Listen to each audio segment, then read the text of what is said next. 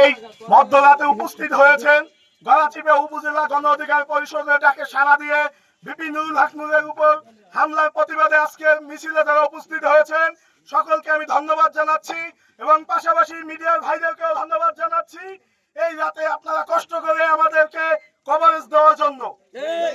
আমি শুরুতেই একটি কথা বলতে চাই, ডক্টর ইউনূস সাহেব আপনি মিটিমিটি যদি হাসেন নূরের উপর হামলা হয়েছে আপনি বেঁচে যাবেন, এইটা কিন্তু ভুল ভাবতেছেন।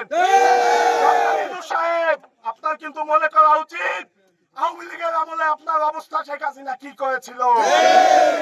এই শেখ হাসিনা কিংবা জাতীয় পার্টি যদি এই দেশে আবার কোনোভাবে ব্যাক করে আপনাকে কিন্তু বিপিনুরের চেয়েও করুণ অবস্থা ভোগ করতে হবে। অতএব ডক্টর ইউনূস সাহেব আপনাকে হুঁশিয়ার করে দিতে চাই, আমাদের গায়ে রক্তের উপর দিয়ে আপনি ক্ষমতায় বসেছেন, আপনি যদি ক্ষমতা নিয়ে টাল্টি বাল্টি করেন আপনাকে এদেশের জনগণ ছুঁড়ে ফেলে দিবে।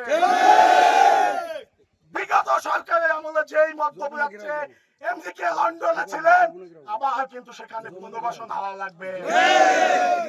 আপনাকে আমরা বলতে চাই আজকে যারা হামলা করেছে প্রকাশ্যে মিডিয়ার সামনে প্রত্যেকটা ফেজ একদম দিনের আলোর মতো পরিষ্কার, পানির মতো স্বচ্ছ। আপনারা যদি মনে করেন যে বিপিনুরের উপর হামলা হয়েছে এটা হোক বিপিনুর দেশের বিপ্লবী, তাকে মারলে কেউ আসবে না, এইটা ভুল ভাবছেন। আপনি দেখবেন আগামীকালকে পুরো বাংলাদেশ ঐক্যবদ্ধ হয়ে যাবে।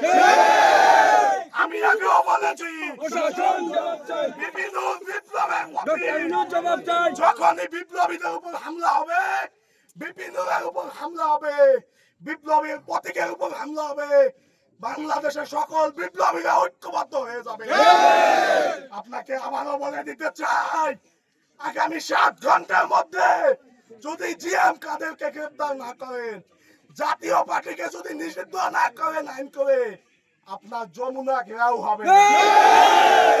ইউনূস সাহেব বাবা আপনি বাঁচতে পারবেন না, আপনাকে ওই জনগণ কিন্তু এই জবাব দিবে। ঘেরাও ঘেরাও ঘেরাও হবে, যমুনা ঘেরাও হবে, যমুনা ঘেরাও হবে, ঘেরাও ঘেরাও হবে, যমুনা ঘেরাও হবে, ঘেরাও ঘেরাও ঘেরাও হবে, যমুনা ঘেরাও হবে। ডক্টর ইউনূস সাহেব আপনাকে আমরা ভালোবেসে সম্মান দিয়ে এ দেশের ক্ষমতা চেয়ারে আসীন করেছি, কোন নয় ছয় বুজুর্গের জন্ম নয়। আপনার উচিত ছিল এই দেশের একটা বিপ্লবী ভূমিকা পালন করার, আপনি ভূমিকা করছেন কি এনজিও বাক্যা এই ভূমিকা। এনজিও বাক্যা সরকার দিয়ে একটি বিপ্লব পরবর্তী রাষ্ট্র চলতে পারে না, চলতে পারে না। রক্ত দিয়ে আপনাকে বসাইছি। আপনাকে শেষবারের মতো হুঁশিয়ার দিতে চাই বিপিনুরের অবস্থা আমরা দেখেছি আশঙ্কাজনক, আমাদের হৃদয়ে রক্তক্ষরণ হচ্ছে। আমরা গলাচিপা বিপিনুরের উপজেলা থেকে আপনাকে বলতে চাই, মিডিয়ার মাধ্যমে আপনাকে হুঁশিয়ার দিতে চাই, আপনি যদি হামলায় যারা জড়িত ছিল তাদের যদি কালকে সকালের মধ্যে ব্যবস্থা না গ্রহণ করেন আপনার অবস্থা কিন্তু খারাপ বানায় ফেলবে। আপনার অবস্থা কিন্তু খারাপ বানায় ফেলবে। আমরা কোনো মততন্ত্র চাই না, যদি আমাদেরকে মবের দিকে ঠেলে দেন পরিস্থিতি ভয়াবহ হবে। পরিস্থিতি ভয়াবহ হবে। আমাদের কলিজা আঘাত করেছে, কলিজা ছিঁড়ে যাচ্ছে, তার রক্ত না যদি আমার জীবনটা চলে গেল আমি কোন আমার আফসোস থাকতো না। বিপিনুরের কিছু হলে, বিপিনুরের কিছু হলে, বিপিনুরের কিছু হলে, বিপিনুরের কিছু হলে লড়াই লড়াই লড়াই চাই, এই লড়াই লড়াই লড়াই চাই, এই লড়াইয়ে জিতবে কারা?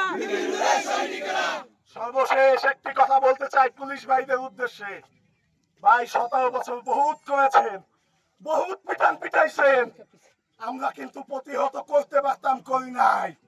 এখন কিন্তু ছাড় দিব না ভাই, আমাদের দিকে আসলে পাল্টা আঘাত করবো। স্পষ্ট কথা যদি গ্রেফতার করেন মেরে ফেলেন, কিন্তু পাল্টা আঘাত হবে, পাল্টা জবাব হবে, পাল্টা জবাব হবে। আপনারা সবাইকে ধন্যবাদ জানিয়ে আমি আমার বক্তব্য শেষ করছি। আসসালামু আলাইকুম। এই মুহূর্তে